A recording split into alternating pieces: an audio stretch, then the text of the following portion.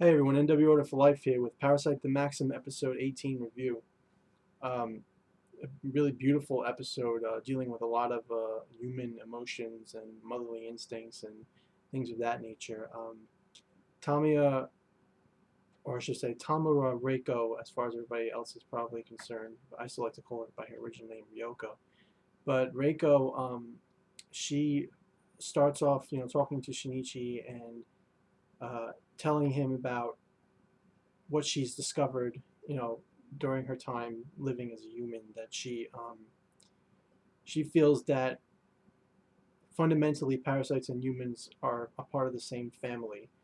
They are almost in a sense children of humanity, and she tells Shinichi, she's kind of pleading from a parasite's perspective, and she's saying like, don't bully us. In other words, like, understand us, see where we're coming from.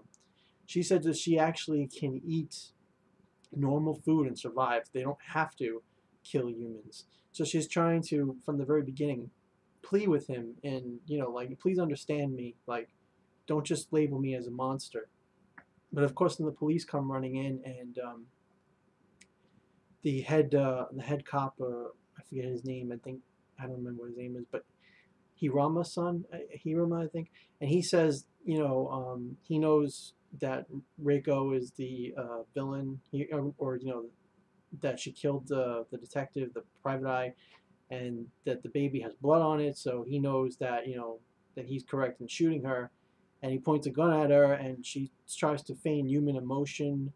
Um, Actually, before that, though, before I get into it, also she talked about not Goto, the parasite with the five that controlled the five other parasites in the body. First it was Miki, and then Goto took over, and she said if it was Goto from the beginning, you would have died because he's one of my experiments. So apparently she kind of made an experiment of modification, body modification, or something of that effect with parasites.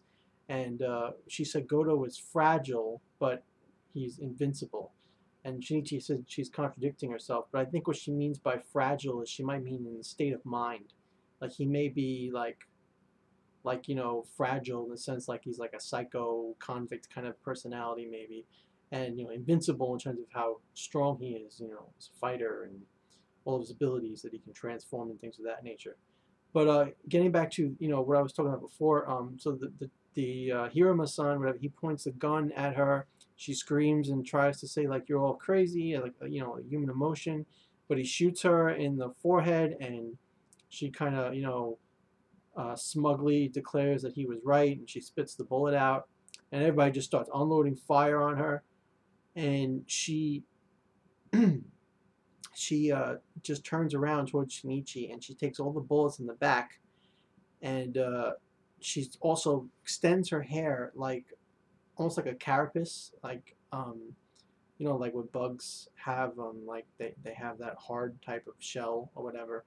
Her hair comes down and it hardens around the baby like a shield, and the baby is being protected by bullets, and you can see the bullets like kind of like rubber, like bouncing into the hair, and it's like rubber reflecting the bullets. So that's really cool. And she's just looking at Shinichi the whole time, and Miki's like, why isn't she running away? Like he's thinking to himself, like why isn't she fighting and running away? And she just looks at Shinichi, and she says, and she's walking up to him, and he's thinking like she's gonna attack him, and so she's like, what can I do to reach his human heart? And what she does is um, turns her face into that of Shinichi's mother, and by doing this, Shinichi realizes that she's trying to appeal to his human side, that she's trying to show a gesture, like by showing him this, that she is just trying to have him understand her, not to think of her as an enemy. And she walks towards him with his mother's face. She talks, and she basically says that she understands that human and parasites can coexist. And I think maybe that part where I said about before, that when she talks about being part of the same family. That might have been after she was getting shot up by bullets.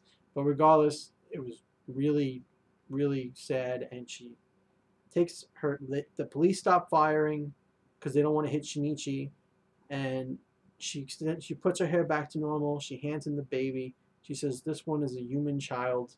I haven't experimented on it, and I haven't done anything to it. Please let him be raised by human hands." And Shinichi says, like, I understand, and she just falls to her death, and her face kind of like shrunkens in, and like, like it dries up and goes, yeah, it's like a dried up kind of mess on the floor and just goes limp or whatever. Um, and her body bleeds out. And really, that's probably what she died from, is the fact that her human body was bleeding out. She had nothing to sustain her, blood or whatever.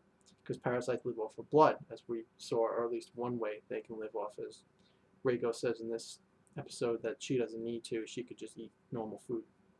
But yeah, it was heartbreaking, and Shinichi, Murano heard the bullets and she ran, and she was gonna run away from it, and then like Kana's ghost, or maybe the love of Kana, something, I don't know, she touched Murano on the shoulder and told Murano to go back, or without saying anything, but Murano went to the sound of the bullets. She saw Shinichi with the baby crying. Shinichi saying, "Oh my God," well, he didn't say, "Oh my God," he says, "Are you sad?" And he goes, "Of course you are. You just lost your mother. Your mother's dead." And as he's saying, "Your mother's dead," he's got all these flashbacks of his mother, being loving him, and what happened to her, and Reiko holding the baby, and how the baby's crying over her, and how she was protecting him. And then a scene in his mind plays out where he sees his father and his mother, and they're all happy and at the front door, and they're like, "What's wrong?" And he just starts bursting into tears. Well, more like Murano is really teary-eyed looking at him saying, "Have you finally come back?"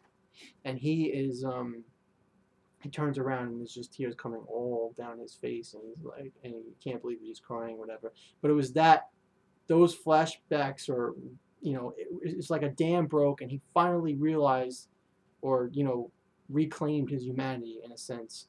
Like, that is the Izumo Shinichi that Murano knew, and the kind one, the one that his emotions were always visibly seen, and it's just like it was like a welcoming home party for the real Shinichi kind of thing. Well, not a welcoming home party, but you know what I mean. It was like it was just really powerful, impactful, and such a sad scene, especially for Ryoko, Tamura Reiko.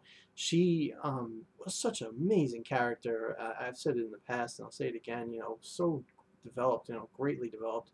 Um, the way that she, went from researching humanity and experimenting to coming to an understanding, finding, philosophy about, what she is, what humans are, how they should coexist, how they should survive, and just a, amazing character, and a great way for her to go out, even though I'm really sad about it, because, she was my favorite character in the show. But yeah, just fantastic episode. Also, at the very end, Shinichi is taken back to the police. He says goodbye to Murano. He's taken to the police department, and they have this criminal psycho guy talk to a bunch of candidates to see if they're parasites, and from behind a glass. And when Shinichi sits there, he gets serious, and he goes like, "Hey, Mr. Detective, like, tell this guy to look me in the eyes."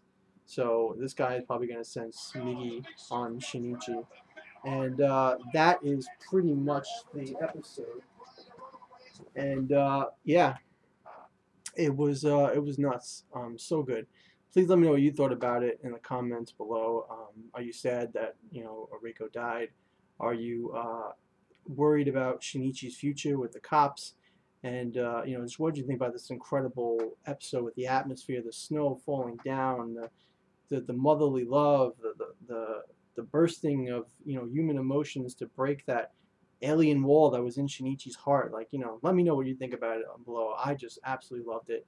I'm giving this episode a 10 out of 10. Thank you for watching. Please rate this video and subscribe if you like more videos in the future. And again, please comment, because I'd love to see comments about this episode. Thank you. Have a nice night.